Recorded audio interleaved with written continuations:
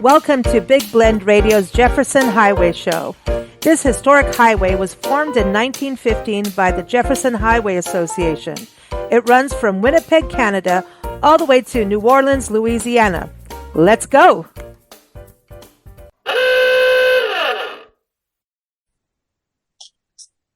Welcome, everyone. Today we're so excited because we have a big announcement about what's happening in regards to the Jefferson Highway Association. And you know, we do these shows every fourth Thursday. I have a funny feeling it's going to expand on this. I don't know how I know, but I do know we're going to end up having to do more than one podcast a month for the Jefferson Highway. Things are happening. Again, we always say this, the highway goes from Winnipeg to New Orleans, or you can go New Orleans to Winnipeg. It was founded by the editor of the Better Homes and Garden magazine back in 1915? Roger Bell's here, the president of the association, and I just kind of I keep saying 15, and I don't know if I said 16 the other day. Today's show, we have author and travel writer Kathleen Walls joining us, and we have artist Victoria CHICK on the show talking about some of their experiences on the Jefferson Highway. And, you know, because I'm just starting to ask people, it's like, hey, what have you experienced on the highway? Because a lot of times people don't realize that, you know, right now it's going through a rebirth and revival. That's an awesome thing. So a lot of times people have had all these amazing experiences, but didn't know that they're on America's very first vacation route. So that's what I'll be asking people all the time. So chime in on social media, chime in anywhere you can, email us. We want to hear what your experiences are on the Jefferson Highway. So Roger Bell, again, is the president of the Jefferson Highway Association, which is the spearhead of preserving and interpreting the history of the highway.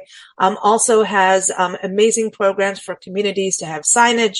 Right now, there's the military vehicle preservation group doing a convoy. They started at the beginning of October, going on an actual convoy all the way down the highway. And today, as this airs, they're in Natchitoches, Louisiana. So, Roger, I saw you out on Facebook, and everyone, jeffersonhighway.org is a site to go check out and follow them on Facebook and in the discussion group. But it seems you got busy out there on the convoy. Yes, I got the pleasure of going with him for a couple of full days, and it was a lot of fun. I was actually driving as part of the convoy, so I felt like I was just right among them. It was quite the experience to be driving along with all these historic military vehicles, some big, some small, some just all different kinds, but and also to meet these people and visit with them from all over the country and all over the world. I mean, there's people on the convoy from Belgium, New Zealand, Australia, and the United Kingdom, in addition to the, of course, the United States. So, and I think a Canadian also. So, it's really a great thing, and it's great to get their feedback about what they've enjoyed about the route. And you know, I kind of expected. It goes back. They really love the small towns. They really love the people. They really love the stories of the route, and that's kind of what I expected them to hear from them. You know, talking about how this was founded and why, the editor of Better Homes and Garden magazine, didn't he really kind of realize that these smaller communities? I mean, that's what we talked about with Katie and Victoria on today's show.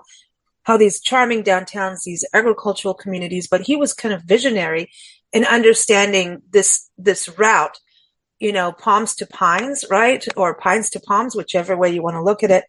How these communities would be positively affected by having visitors come through, right? So that was the main reason is tourism, right? And it also because that's when cars were able to do it, the beginning of that. Understanding the time, I mean, people had not been able to get out unless they were going on a train or, you know, that was basically it outside of, you know, horse and buggy and wagon or something.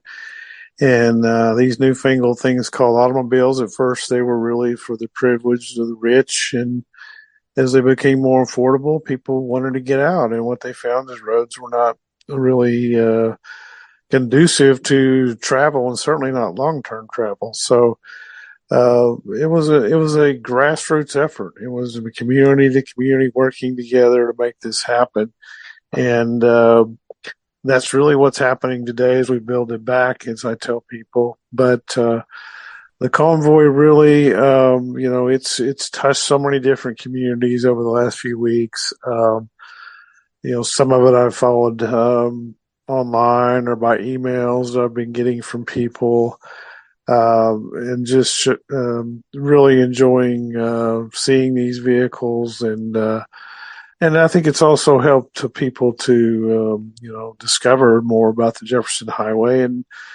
and not just about its name, but actually what it is to travel the highway. They see these people traveling this highway in this big convoy, and they think, they must have done that for a reason, and that maybe I need to discover, maybe I need to take up a section of the drive or whatever to discover it myself.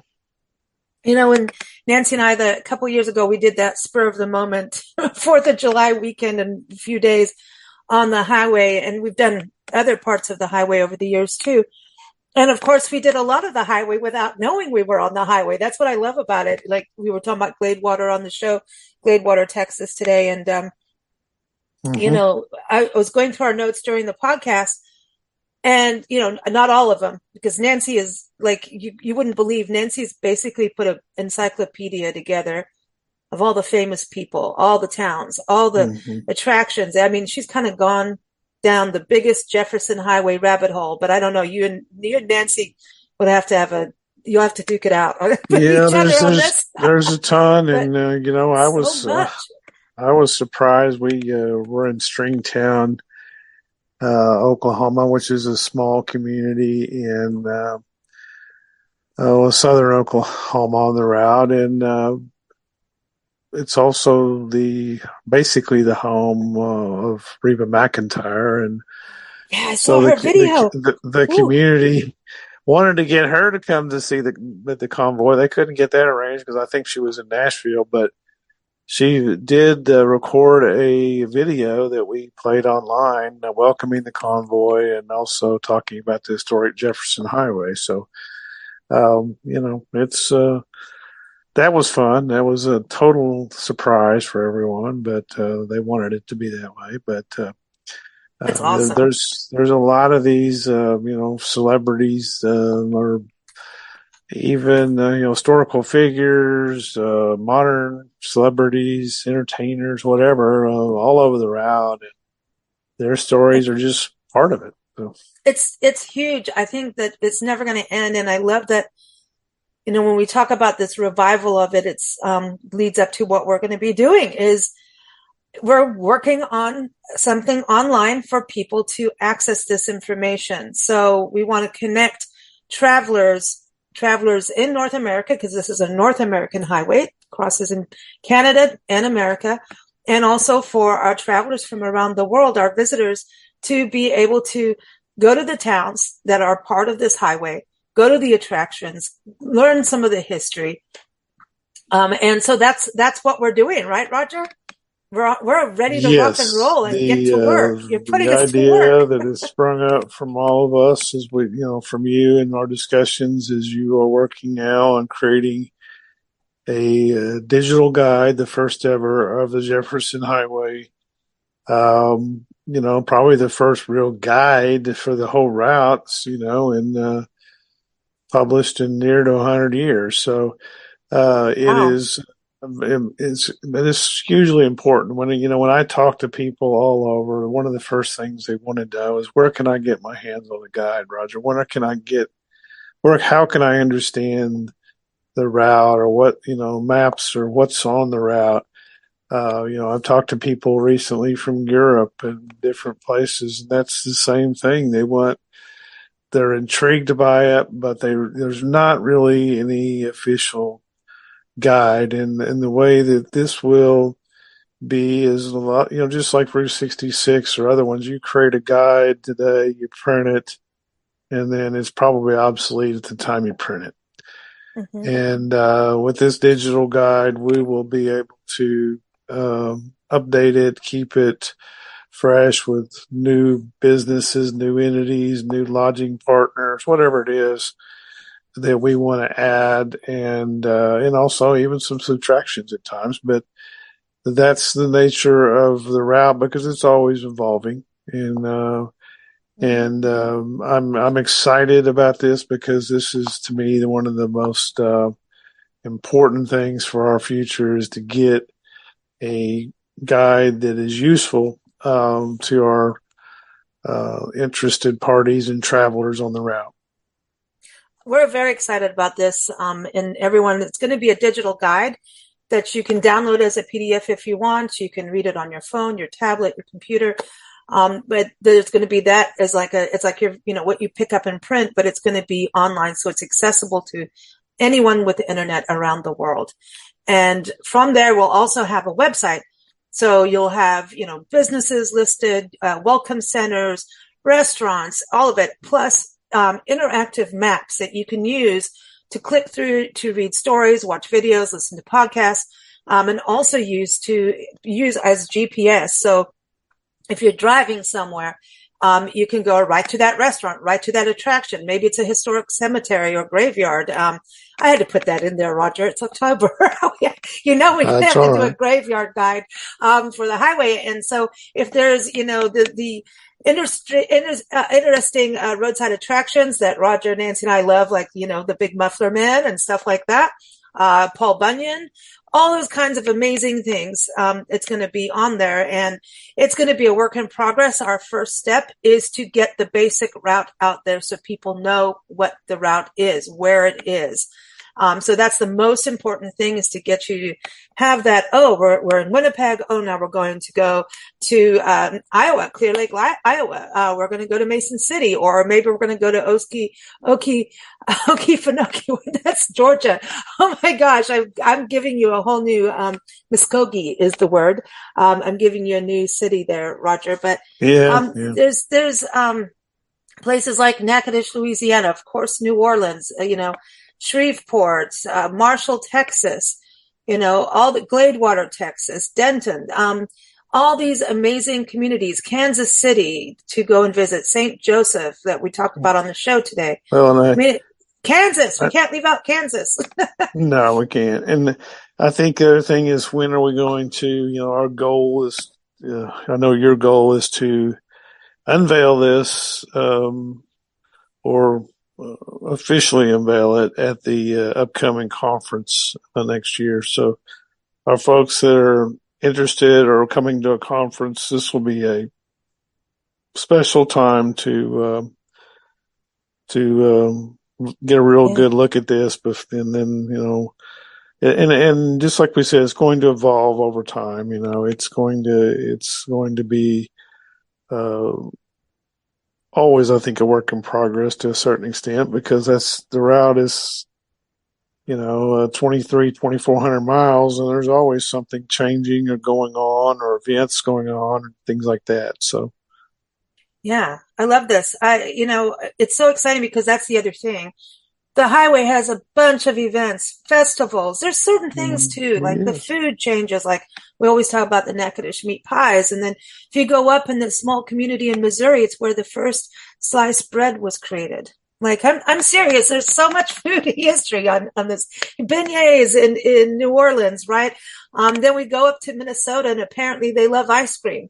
The JH burger that we talked about last time is now on the menu, and I was there last week, and they have a card right on the table. Try our new JH burger. So that's just one of the food things on the route. But you're right. It's just anything you want on a road trip, you can find on the Jefferson Highway if you will search for it. And that's part of what this guide is going to be able to do, is to find those things, because everybody, has a little bit probably more interest in things in the trip. Doesn't mean that some of the things you don't think are interested won't interest you when you drive it, but there are certain things that you're going to want to look for. Maybe it's food, maybe it's museums, or whatever it is. These are things that are going to be helpful to you to plan your trip and Yeah. to better understand the route. So you said you're excited. We're very excited, and we're working in partnership with you in this process. And we will continue to do that. And It's and going I to be fun. guess if folks on the route have something they want to get a hold of you or contact you about their community, Please um, do. that they need to do that, right? Yeah, yeah. You can go, to any of our websites. Just email me too, Lisa at bigblendmagazines.com. But you can go to blendradioandtv.com. Email us from there. We're all over the place. I'll put it in the episode notes how you can email or contact us. If you want to be part of this, we're looking for people to help us with information, photographs. Obviously, we want sponsors in this too, so that people know, hey, you got a restaurant. Well, they want to be able to see where you are. We also really encourage people to become a member of the Jefferson Highway Association, because that's really going to help everyone. Helps you, helps us put this together. Members get a discount on marketing and advertising in the guide. Everyone that is part of this with us will be up on the website. We're going to be having a whole directory for people, travel directory up there for everyone, by state, by region, by the route, by food, by lodging, RV parks, all of that is, what we're going to be covering. Shops. This is something for everyone to get involved with, especially if you are a tourism center, if you are a welcome center, a CVB, destination marketing organization, DMOs, please contact us, because we want to make sure we get the correct information out. Nancy and I have gone up and down. I can say we've been from Minnesota to New Orleans. We haven't hopped over to Winnipeg as of yet.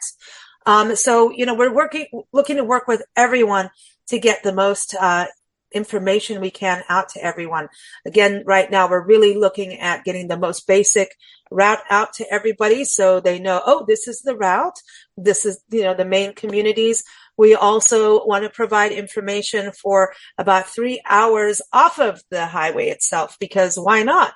People are allowed to do detours, right, Roger?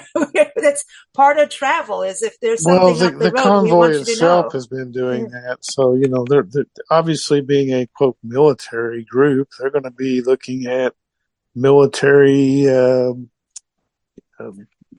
museums, attractions, and different things. So, yes, they've gone off the route. For example, they went to Fort Leavenworth in Kansas. That's not on the route. And is it close to the route? Yes, very close. So, and there's been a few times they went off the route in a few areas. That's still, still the travelers back in time, I'm sure, did the same thing. That doesn't, Yeah. we're not just set on the roadway, one way or the other. We've done touch the roadway. It's not Jefferson Highway. That's not correct. Each community is part of the highway, and there's travelers are going to go to attractions that are close by, and certainly we want to feature those, and we want those people to be involved with us as we continue to grow the highway and as a tourism Mm-hmm. portal through the country. It's a corridor, truly, is Mm-hmm. what it is. It's this corridor that's historic, and the beauty of it. It's got, parts of Arkansas on it. Oh, did I say that? I'm gonna get in trouble because at one Yeah. point Arkansas was and wasn't. So there's when you look on the map of the highway, it can get a little like, is this part of it or not? But at one point it was, or looked at and then fell away. So as far as I'm concerned, there's this beautiful drive. Oh my gosh, you got to do it in Arkansas. Don't leave it off. It's beautiful up through the Boston Well, Hills. it was called the Arkansas Scenic Route. It was Arkansas fought over the original routing very hard in the very early days. They lost to Oklahoma and Texas, but later on in the mid 20s, the scenic route was alive and well. And I have postcards and other historic artifacts from Arkansas that show Jefferson Highway. I've seen it on maps. So yeah, it's a part of. We haven't totally embraced Arkansas yet because It's just a matter of time. We have talked about even having an event to do that a little bit at some point, but yeah, it's kind of part of the route, but it's we haven't fully marketed or really dealt with that. It's a little bit. It was more of a late arrival, is more of a quote for scenic route or more direct route for some Mm-hmm. travelers. Well, that's the thing. So this guide is all part of that, and the website. Again, the website will be like updated daily. I really know that. The Mm-hmm. other part of this, Roger, like I said, I know the podcast is going to end up being more frequent, which is fun for us. We love it. And fun for the audience, the other thing too, I wanted to touch on signage and chapters and people, like I said, about becoming a member, whether or not you're a traveler or if you're a business, a CVB, you should definitely become a member of the association. One of the things I've really noticed, and I think the convoy kind of boosted this as well, is the signage going up on the route. And that is something Signage that is is really amazing. it's really picked up. Yeah, we really kept our signage coordinator busy over the last few weeks, and we've got more things going on. I got a community right now, and it was not part of the convoy in Missouri that is working with us now. So it is. It's been some of it was driven by the convoy. They wanted to get the signage up. Before that, we had communities like Olathe, Kansas, Sign the Right. Joplin, Missouri is another one that put signage up recently for the convoy. But we also had some historic markers. Our historic marker program is nearing. It's probably nearing 100. We're in the 90s now. The historic markers we just had. I was involved in dedication of two or three in my time on the convo over the last few days. So that's really been growing. And then we've had a few communities out of the blue, like Denison, Texas. They just signed with they use some of our same uh, basic elements of the signage, but they created their own signage. Mm. And so that now is another community in Texas where the whole route is marked. I haven't seen it yet, but I have seen pictures, and that we're excited. That's just happened in the last 2 weeks, 2, 3 weeks. So I love um, that. The historic we're markers and the signs when you're doing the route itself is such a welcoming feeling. And it's like, this is for real, especially if you've well, worked yeah, on the highway, and we it's, heard that from the convoy. They were said, when we were in Iowa, we liked seeing it in Oklahoma. We can, we're driving down the route. We know it's kind of an assurance as you're traveling down the route that you're on the highway, and that's especially if you're me, because apparently no matter what, you know, when this is how I used to read atlases and maps when Nancy was driving when I was a kid. mhm. And I'd say, okay, mom, turn right. And then I would turn the map right. And she turned right. So, Right. we kind of go in circles. So when you have these signs, it's like, oh, we are doing the right thing. But the other thing is it gets people to work together. I wanted to touch on this. I know Victoria and Katie and I talked about the public art along the highway. We talked about Jesse James too. But the public art is something we're going to have to do a map of public art. I think the towns, and I don't know what it is about these communities, but the public art throughout the entire route is phenomenal. And there are Well, a lot more murals coming up that represent not yeah, only the community, but the highway. yeah, we're seeing more public art, murals and the like dedicated solely to Jefferson Highway. One just beautiful one. Just I got to get my eyes on that soon in Plattsburgh, Missouri. Went up, Mm. and but I got two or three things in the pipeline that I'm aware of now that there are communities that are already looking to put public art for the Jefferson Highway up. I'm already starting to work with them early on, and I only see that continuing. And then, as I tell communities all the time, find something that is unique to yourself and create a stop for visitors. And we're starting to see some of that, and there is a lot of just beautiful public art, period, on the route. So whether Yeah. it's related to something in the community, like mining or military or just anything. I mean, there's tons of beautiful public art. Mason City, Iowa has a beautiful public art deal they have every year. They bring all these unique statues into their communities, and they stay for a while, and then they're gone, and then the next year something else comes in. So that's cool. It's cool, and Texas does some good stuff in regards to a lot of statues. And I mean, Marshall, Texas, the courthouses. We need to do a guide just to see. This is the thing. That's Nancy and I are kind of mapaholics, and so in the guide especially on the website. The guide is going to be like your link to everything, right? And it's going to take you to places on the website where we can update a map every day if we want, so we can have a map just of courthouses. We can have a map just of graveyards. We'll have a map of just restaurants. We'll have a map of parks, which is something parks and public lands, it goes on and museums. On, I mean, this is the thing. The rabbit hole experience of the Jefferson Highway is something that is so cool for families, history enthusiasts. Even if food is all you're interested in, you're going to find it.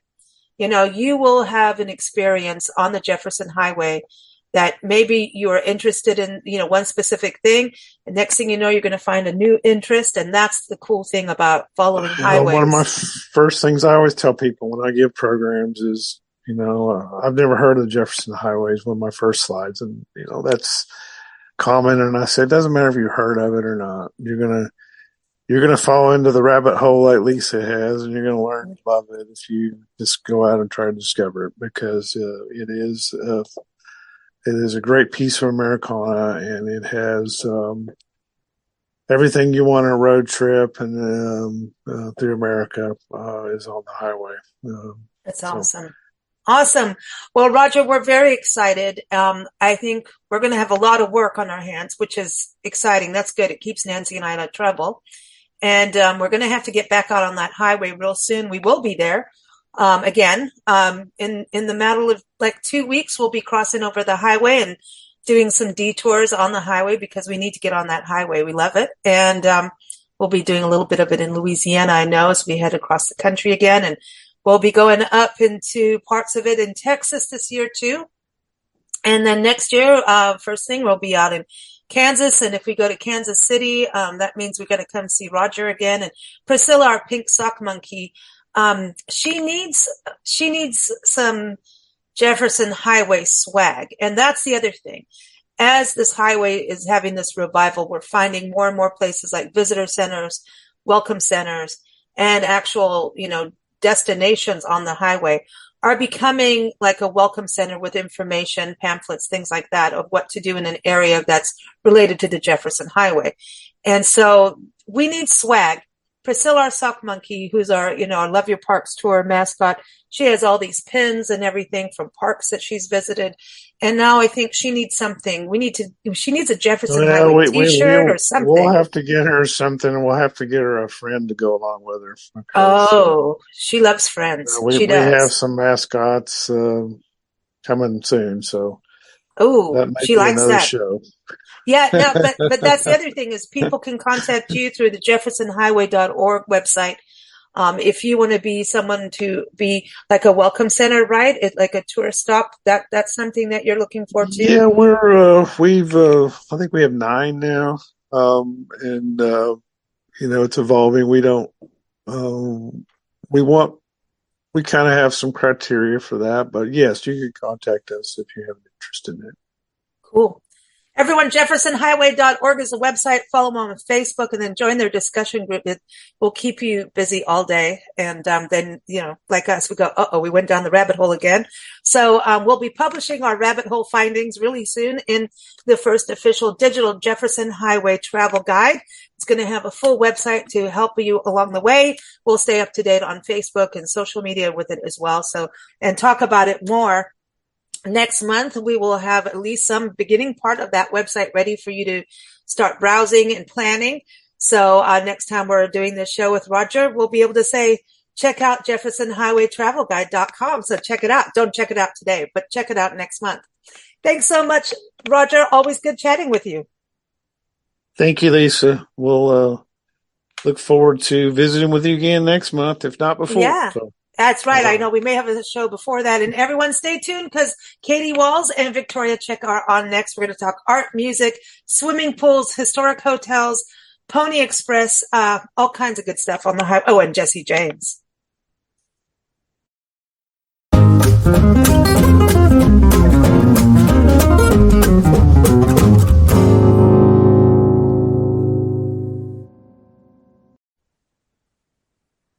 So we're really excited now to answer the question is, what have you experienced on the Jefferson Highway?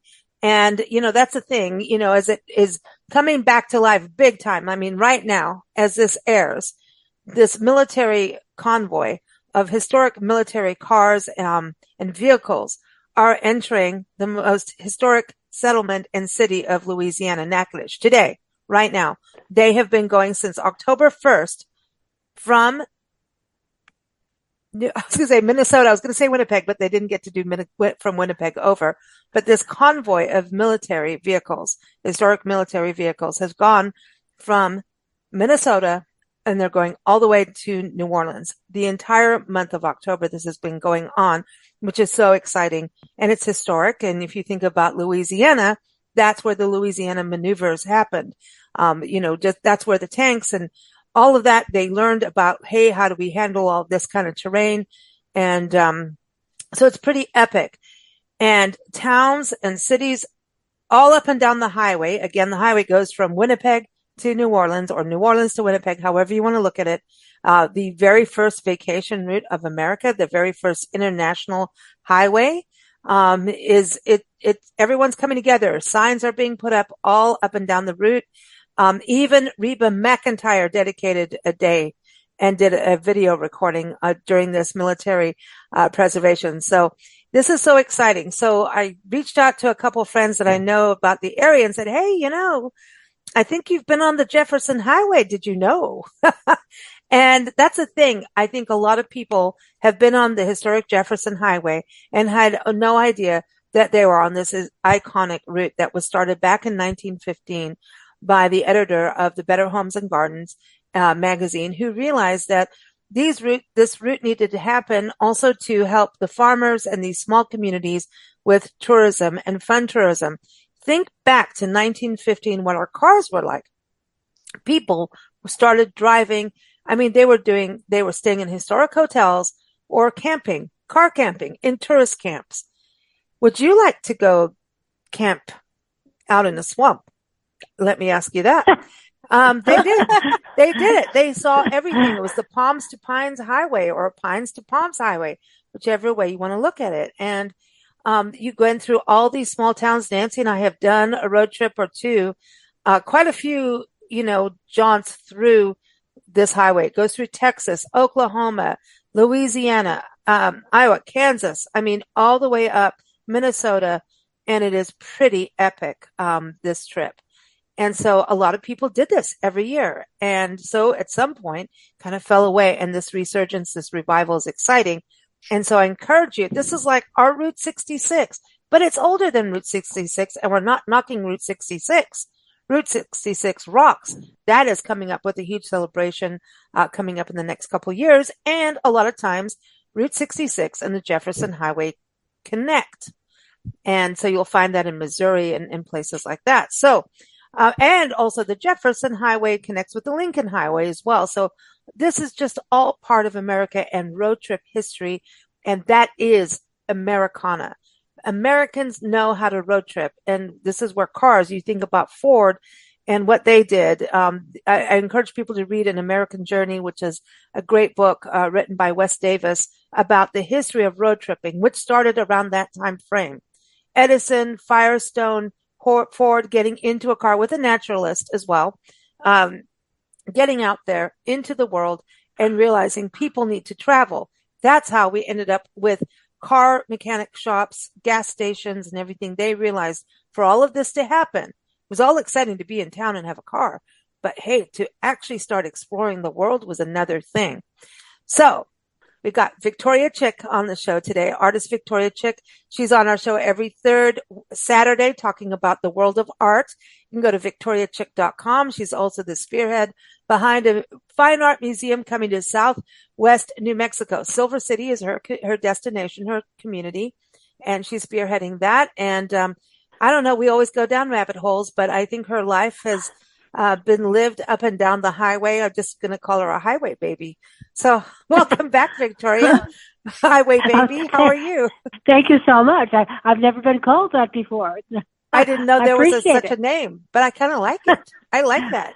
Victoria Chick, the Jefferson Highway baby. But you were raised in this region, which is so cool. Yeah. And I think so many of our conversations, and we've known Victoria for a number of years, and we're all younger for it, but really a long time. And you know, we get into stories, and I think a lot of, not when we're talking European art and things like that, or the national park art, some of it, so many times we're jumping into the Midwest with art and the conversations we've had over the years. And it's like, well, here in Missouri and here in Kansas City and here, I'm like, Kansas City is on the route, y'all. See, New Orleans, Winnipeg, these cities. So, we're going to talk about it. St. Joseph. And that brings me to Kathleen Walls, who's been on our show for years too. Kathleen is a travel writer and author of numerous books. You can go to AmericanRoads.net to follow her travel adventures. Also go to Katy, K-A-T-Y, KatyWalls.com for her books. And she has a love of St. Joe. And then she starts emailing me, hey, can I talk about this? Okay, wait, I want to talk about that. See, because once you start realizing the highway route, you start to have these memories of road trips and places you've been, or in Katy's world, written about. So welcome back, Katy. How are you? I'm doing fine. And thinking about it, highway baby for Vicky is fine. I grew up in New Orleans, and Jefferson Highway is just a part of New Orleans. The craziest thing I remember about Jefferson Highway, Carlos Marcello, the mafia godfather back in the day, lived somewhere right off of Jefferson Highway. Nobody knew exactly where, or at least I didn't. But with teenage time and sitting in Martin Brothers restaurant in New Orleans, and J. Edgar Hoover's on the radio saying, there is no such thing as a mafia. And Lorraine, my friend, Lorraine was Italian, and her family was connected, and we're sitting there laughing our heads off because we're little teenagers, and we knew that mafia, and we knew who headed it, and we knew about where he lived. Maybe not exactly, and Lorraine knew him personally, and my mother had taken dictation for him, so we knew mafia existed. But coming out of New Orleans, there's so much else along that highway that's so beautiful. And I've written, it's fit into so many of my books. Shreveport, for one. Shreveport is featured in 3 of my books. In my second War of the West series, Under a Bloody Flag, my main character, Dan, and it gets complicated, but he originally rode with Quantrell, and he's now riding with Joe Shelby. And he gets sent to Shreveport when it looks like General Kirby is about to surrender. General Kirby Smith is about to surrender, and he runs into his half-brother. Now, Andre had been his slave when he was a kid, and finds out that Dan and Andre are half-brothers, and he's furious with his father. And Andre has gotten very well educated by sitting with Dan on lessons because he can't officially be taught. And he's a little old. He tells Dan, he said, you know, if you don't ever want to be in New Orleans with your family, your father again, we can go to South Kansas Territory, and there's people going up there. The South was sending people up there to make sure that Kansas became a slave state. The Northerners were sending people up to be sure it became a free state. So he frees Andre, and they go up to Kansas, and both become dragged into the war when bloody Kansas fighting is going on across that border right where Jefferson Highway exists. And wow, Dan, they're settled together and, you know, both living on the same farm as a family. But Dan gets driven out of there once Kansas becomes a free state, free territory, and he has to leave, and Andre stays with the farm, and they get separated during the war. And Dan is, as I said, fighting with Quantrell and then Joe Shelby. And he gets sent in as an envoy from Joe Shelby when he feels like that Kirby Smith is going to surrender, he sends him to Shreveport to find out what's going on. Well, when he gets to Shreveport, all of a sudden he spots somebody he recognizes, and it's Andre. Well, meantime, Andre, who has lost contact because of the war, has been forced into spying for the Union, and neither one of them wanted to get involved in the fighting. And Andre has to get into it. He has married a runaway slave woman, and the spy master tells him, the fugitive slave law is still in effect, even though the Civil War is going on, and if you don't help us, we're going to return your wife to the South. So he doesn't have too much choice. So he's spying for the North, and Diane is fighting for the South. So they end up meeting, and they're tied up there in Shreveport. And then in the third book, which brings in my real life great-great-grandfather, John Roy, who had come from Scotland, settled in New Orleans, and he was working for Beauregard one time, and then he's building cannons. He has to leave New Orleans when it falls, so he ends up going to Shreveport and becomes master of ordnance on the last ironclad ship that was being built, the CSS Missouri in Shreveport. Lieutenant Carter is the person in charge of the ship. And John Roy is going back and forth to Shreveport. And eventually, when things get really tight, their ship is supposed to sail from Shreveport to protect the western Louisiana area. And the water's too low in the Missouri River. They can't leave. So that's ending up where they end up surrendering the Civil War. Wow. And then in my American book, American music book, which gets it a little bit of a happier note, it's not quite as gloomy as a war.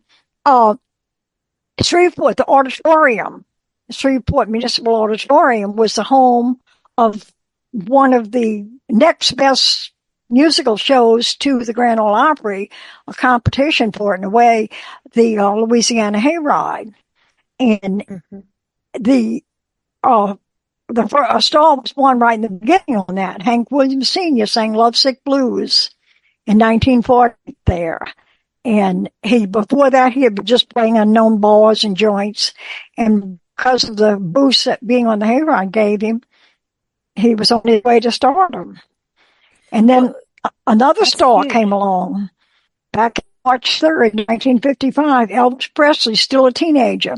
He made his first television appearance not his first television, but the first appearance on the televised version of the Louisiana Hayride. And so many other famous musicians. Johnny Cash played there. And you go to Shreveport and you tour the auditorium. You can tour the dressing room that they used. And there's even a copy of his contract, Elvis Presley's contract there. And getting on art, there's some art. There's a bronze statue of Elvis out in front, along with James Burton, who had played with his band right in front of the auditorium. So Shreveport is, a lot of people don't realize how much there is to see and do in Shreveport. It's still a musical mecca, and I think, New Orleans, obviously, if you think about Dr. John, right? Mm-hmm. And Chawa, one of my favorite bands out there.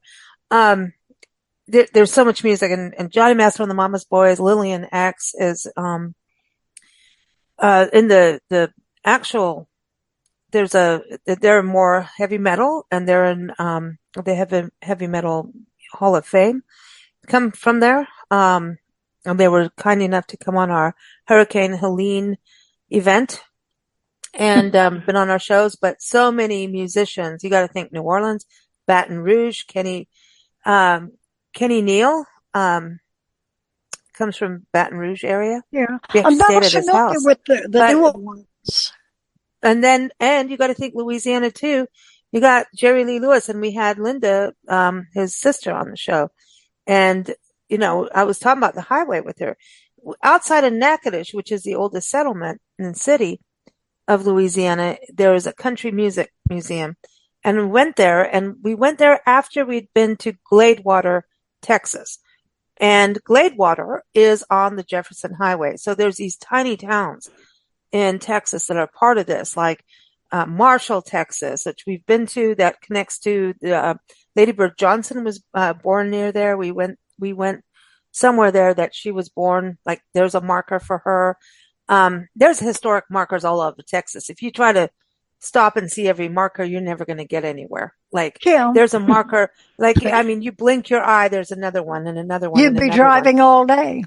I know. I love it. But Gladewater, and same Texas. Thing to get into St. Joseph. I mean, but yeah, wait before we get there.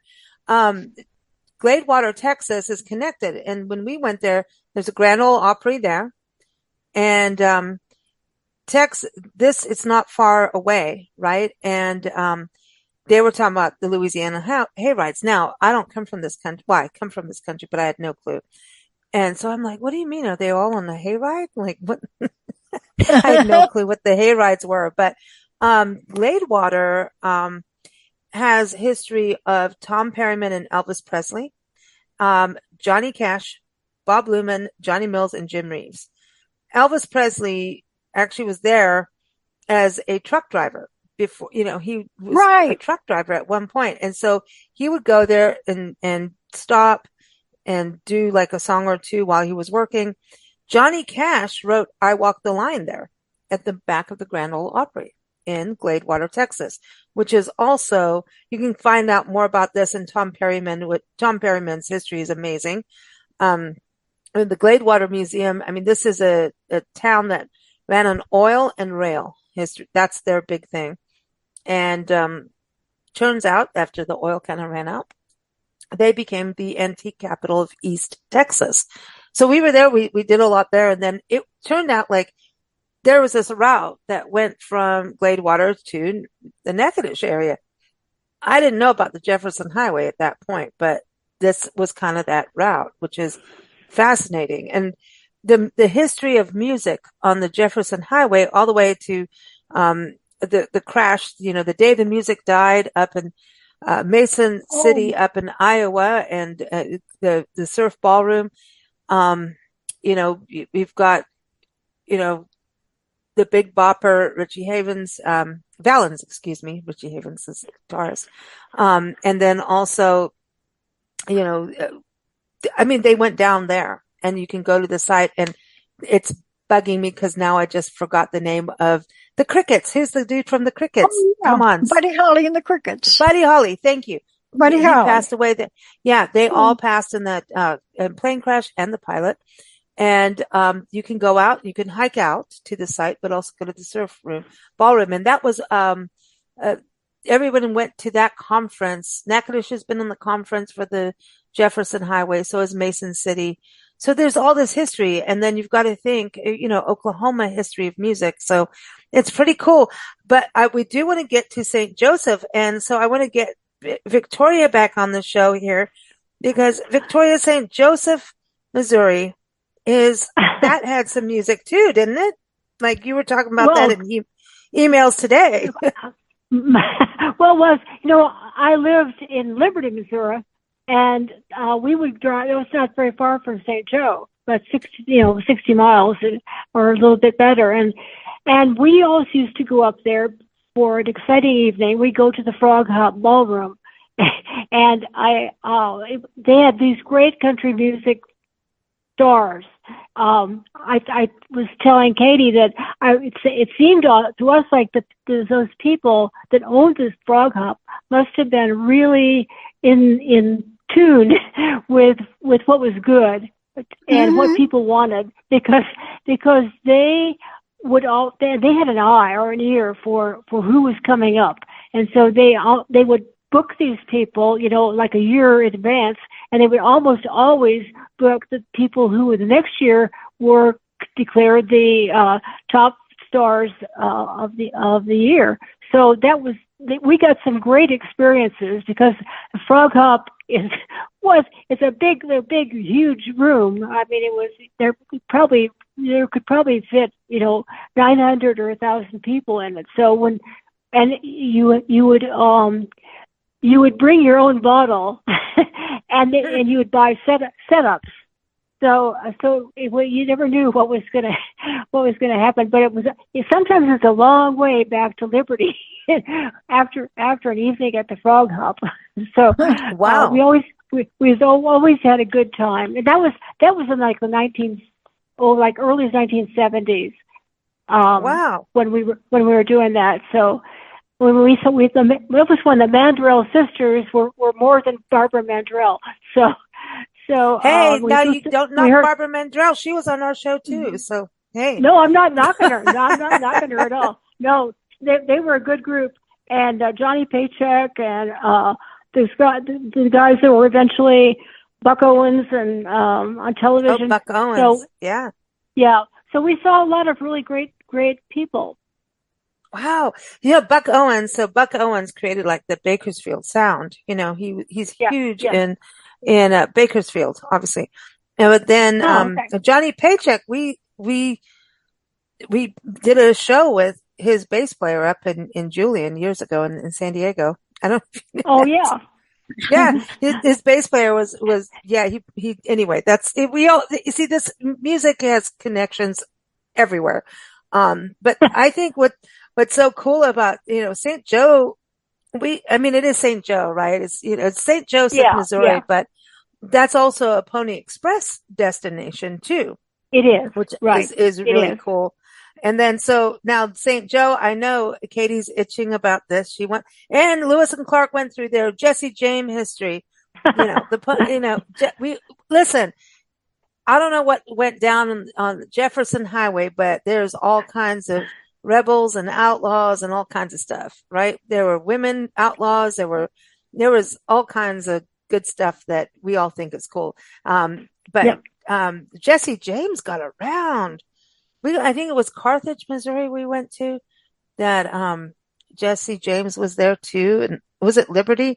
I have to look this up. Well, my mom grew up in Northfield, Minnesota, and that was where the first daylight bank robbery was, in the bank up in Northfield. And then I lived in Liberty, Missouri, and that was where he also robbed the main bank in town. So that guy did get around. He was from Kearney, Missouri, and his homestead is still there. And they have Jesse James days in Kearney every year. Yeah, I went and looked where we were. It was Cameron, not Carthage. Carthage has been getting a lot of, it's out there. Carthage is done by Joplin. Yeah, and so it was Cameron that we went to the Depot Museum. They got a wonderful mural out there, by the way. A lot of train history also on the trail, but they have a Jesse James Park. And they have him up there. And you talk about the trains. Well, Jesse James liked to hop on trains and do stuff. Just saying. He did that. It is amazing to me how the landscape and the history changes when you travel these places, right? And right. That's the interesting thing. But Katie, so you've been to St. Joe? I have, and I also visited the James Farm too. I loved it. And in St. Joe, we visit the Pate House Museum. And Vicki, you've probably been there too, I bet. And the Pony Express is all there, but they also have the home where Jesse James was shot in there. Oh, okay. And the whole museum is fascinating. The Pony Express story alone would bring you in there, and the Jesse James part. But it's just a huge museum, and it's so much in there. I'm sorry I missed it. Yeah. Wow. If you're back there again, you're going to get it. The other thing that I didn't even think about was there, and the CVB guy, Ryan, who set us up with that, he said, do you want to see the Walter Cronkite Memorial? I said, oh, yeah. And that's at the college. And there's a whole thing, and there's the audio tapes where you can, depending on what you want to listen to, different broadcasts that historic ones that he did, over his lifetime, and you can plug in and listen to one you want. Oh, that's Yeah, that's cool. I knew he was from that area, but I didn't know there was a museum for him. That's really nice. And Independence has George Washington Carver, right? History there. So there's a lot of, and then you were talking about Truman. So Truman is a big deal, right? So tell us the story of this hotel. Yeah, tell us about Independence. I want to go there. a park, like Oh, a must-do for me. it's been a long time, but it's a fantastic museum. You've been Yes. there? Wow. Oh, Uh-huh. I grew up there. I grew up near there. Oh, So yeah? yeah, it is. Yeah, it is. Well, Liberty is across the river from Independence. Okay. So yeah, I mean, when you're in school, that's a field trip. You Oh, go see yeah. it. Well, I You, mean, it's yeah, in historic time. The thing that always makes me think is that he had to make that decision about dropping the bomb. And yeah, he didn't even know that the bomb existed until Roosevelt died. And then he finds out, and all of a sudden he's got to make that decision. And that would yeah. be, just Okay, so that you're horrible. talking about Truman on this point. Yeah, there's Carver and Yeah, then Truman. Truman. Yeah. Okay, so Truman, yeah. Vicky, tell everybody about Truman because there's this hotel you talk about that you used to frequent as a little girl, apparently. Did you Okay. sneak Well, into yeah. the Elms? Did you No, I sneak didn't into sleep. the hotel pool? No. Now you guys. Uh-oh. This is in Excelsior Springs. Okay, there's Independence, Missouri. And across the river is Liberty, and a little farther inland is Excelsior Springs. And of course, if you went to high school like I did in Liberty, you were always in a big snit over Excelsior Springs beating you, but in some football game. But the Elms is an elegant hotel. I'm not sure when it was built. It kind of looks like maybe in the 20s it had been started, and it's been operating almost continually under different hotel management. Right now, the Hyatt owns it. And when I was there, of course, Excelsior Springs, as you might know, with the name Springs in the town name, that they had a lot of different springs. Some of them were sulfur springs, some of them were other kinds of springs. The people would go there to take the cure, whatever they had. And so one of the things about the unusual things about the Elms Hotel is that in its basement area, it had a river. I'll call it a river almost. It was more than a lap pool. It was a donut-shaped concrete arrangement where it was about 8 feet deep, and the water flowed in it. It flowed in it constantly, and you could swim against the current, or you could swim with the current. So it was a really, really unusual thing. It was wonderful to swim in it. And when I was going there in the 70s and early 80s, there was hardly anybody that was using it. Hotel guests would, but you could, if you were in the area, you could buy a membership, which was great. And so anyway, that's one thing. I've looked at the Elms advertisement online, and it doesn't sound like they have that anymore. They just have lap pools, so they may have changed the construction of it. But anyway, they had great awesome history, though. Victoria. Yeah. But it's then yeah. When in 19 what was it 48? No. Anyway, 44 maybe, because he took over because Roosevelt died. So when Truman ran against Dewey for the presidency, and like the candidates do now, on election night they go to some place and all followers are there, and they're hoping to celebrate. And so Truman went to the Elms Hotel and was using their ballroom for his celebration.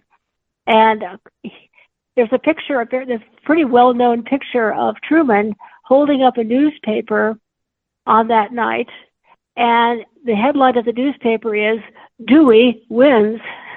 Well, that was the Chicago newspaper, and somebody must have been in Chicago getting ready to fly to Kansas City when that came out in the afternoon. Well, then by the time midnight rolled around, that they were at Truman's party, and they brought the newspaper with them. So Truman won.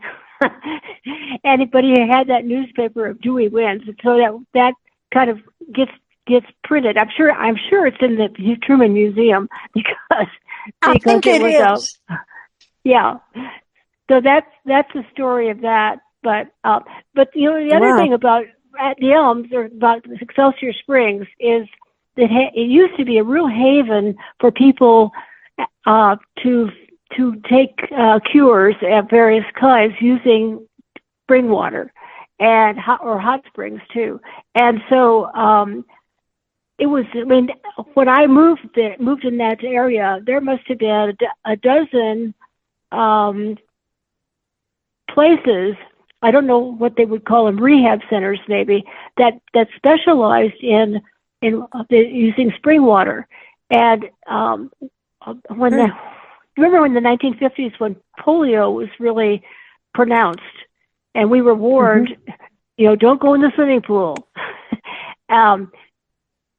They didn't have a good grasp of what really caused polio at that time, and so anyway, they kind of were warning people not to do this. So that kind of killed the Excelsior Springs and probably a lot of other places that are like that around the country. That I don't know if it was the AMA or who came out with it, that it was dangerous.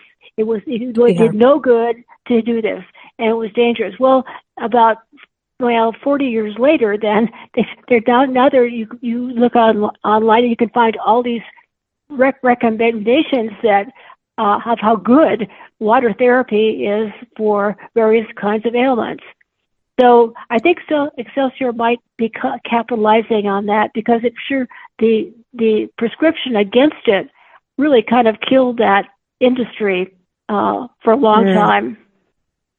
Yeah, I think whenever there's an illness, they just get everybody out of the pool, no matter what it is, get everybody out, So that's probably part of what happened, and so that changes everything. This is such iconic history, Victoria, because when you think about you as a kid going there to this place, this is not stuff that you're going to see in tourist guides and things like that. And I really appreciate hearing your personal connection. Katie, you talk about this on the shows too, about being a kid in New Orleans, and how the culture, the music culture, and driving around. You guys were, driving around and checking each other out. So much a part of the city. You just took it for granted then, but now I realize how precious it was. Yeah.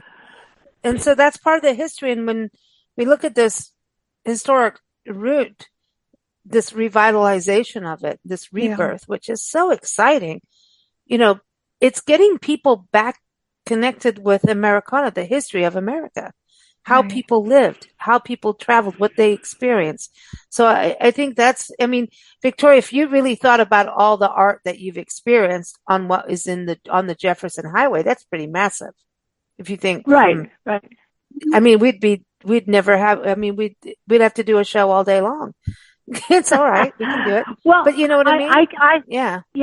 At my age, one of the things I think of, and Katie, I would think, all of us who've lived any length of time at all, we've run into people. It's not just history; it's our life. We know these people. We've rubbed shoulders with some people who are doing some amazing things, and I'm always amazed. I may look back and I say, "Gosh, I knew that person." When I knew him, he wasn't very famous, but I knew him. So it's kind of neat. That is cool. Now going back to go ahead, Katie. No. That's what makes history interesting is people, not the dates and this happened such and such a date. And that's why so many people in school, I think, don't like it. That's why in my War of the West books, I brought most of my characters, except my four main people, are real people. And I've tried to be very accurate with it. Jesse James, of course, is in there, and Frank James. Do you know that Frank James carried a book of Shakespeare's plays with him the whole time he rode with Gontrell? You can imagine. No, that's really interesting. Yeah. Yeah. He was a very studious person. Interesting. Yeah. That is interesting. Well, just because, when you look at criminals, and we've done a lot on the mafia on this show years ago, we did a lot. And when you start looking at, and then also the drug cartels and stuff like that, it's fascinating. And there's a romantic illusion with it all, right? There's this mystique of it all, because they're doing something they shouldn't do. But when you look at it, these are serious entrepreneurs. They're smart, they're intelligent, and they went the illegal route instead of the other way, right? Right. Really. And then you look at a lot of companies that basically are doing things legally, but completely illegally anyway. So just saying, not to go there, but just saying, but they killed people. This is the difference. Yeah, they killed people. There's a difference. Right now, there's a big difference between illegal and unethical. And white collar crime versus actual murder. A lot of things. A lot of things are illegal. Yeah. Oh. It's such a fascinating thing, but these people are not necessarily dumb. No. That term "dumb." They had to be smart too. Yeah, to be able to maneuver and manipulate. One of the interesting things about Carlos Marcello again, at his trial, they had I guess you'd say a spy, somebody from the FBI infiltrated his organization.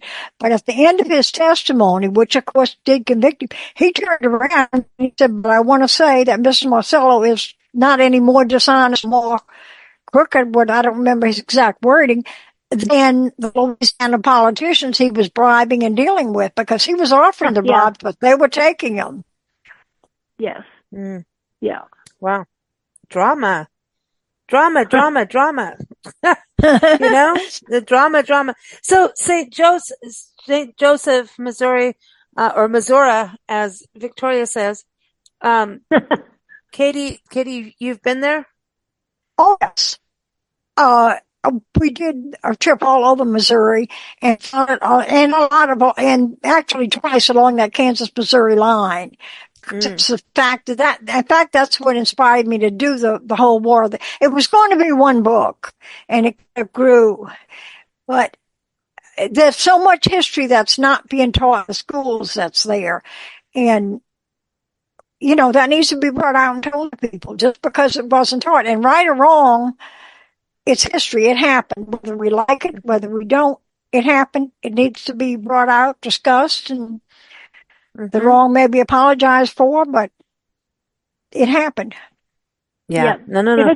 If it's true, it's legal to talk about it. Yeah, right. That's a good point. So, is there anyone when you were looking, both of you looking at the map? Obviously, you picked out memories and things that connect with you. When you were looking on the map, are there any places that each of you want to go on the highway that you go, hey, I need to go to Winnipeg maybe, or hey, I want to go to Natchitoches, or somewhere in Texas or Oklahoma. Oklahoma's got so much history. Yeah. We did Oklahoma on our tour so far. We've gone a couple times, and we met Roger, the president of the Jefferson Highway Association, took Priscilla, our pink sock monkey, our tour mascot, out of her little cradle, and he got to meet her. And we went to, just to Muskogee. And of course, I'm hearing that song in my head. Yes. But that's the first thing you think of when you hear Muskogee. And they have guitars decorated all throughout the area too.